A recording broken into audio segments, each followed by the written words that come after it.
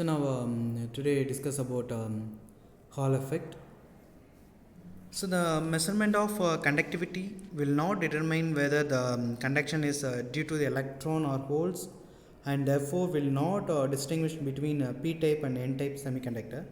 So therefore the Hall effect is used to distinguish between the two types of carriers and their carrier densities, and used to determine the mobility of charge carriers.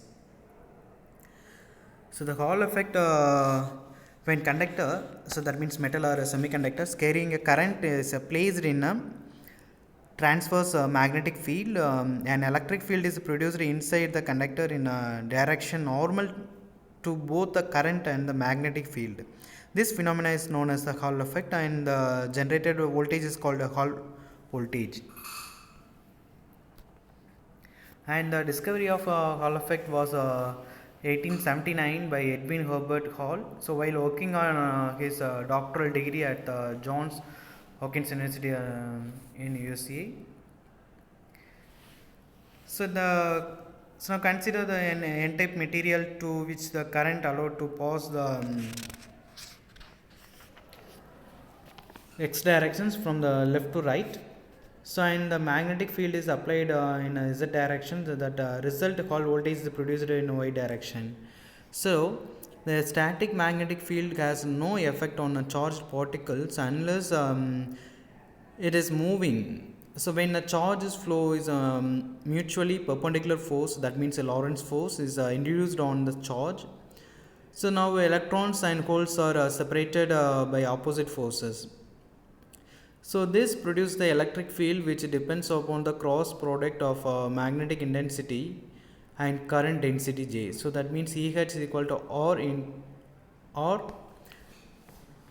into J into H. So that already we know that R is the Hall coefficient, and so now consider a semiconductor bar along the x-axis, magnetic field along z-axis, that EH will be the along y-axis. So that since the direction of current is from left to right, the electrons move from right to left in x direction.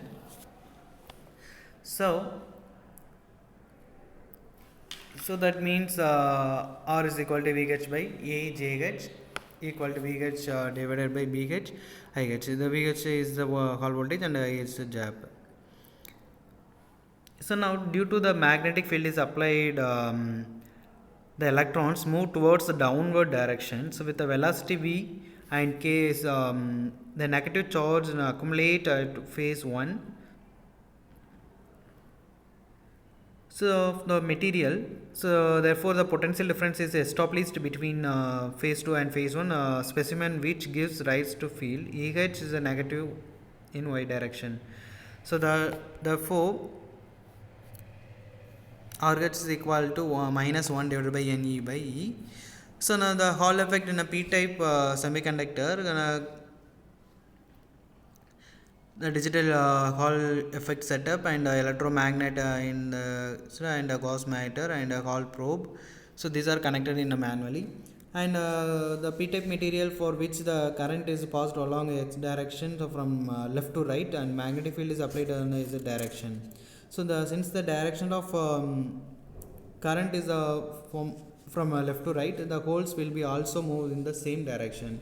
So now due to the magnetic field is applied, the holes move towards the downward direction with velocity v and accumulates the phase 1, and the potential difference is established between phase 1 and phase 2, the positive y direction.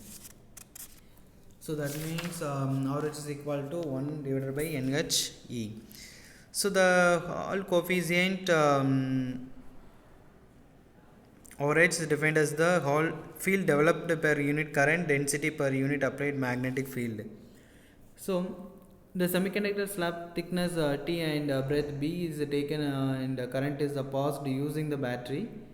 So the slab is placed between the pole piece of electromagnet so that current direction coincidence with the x-axis and magnetic field coincidence with the z-axis. So the Hall voltage VH measured by the placing two probes at the center of the top and bottom of the faces of the slab. So if B magnetic field is applied and the VH is the Hall voltage produced, then Hall coefficient can be calculated from the formula RH is equal to VHB divided by IXB.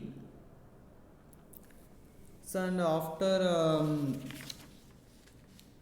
setup, the Hall voltage is measured by the function of current keeping a magnetic field is a constant, magnetic field keeping current constant.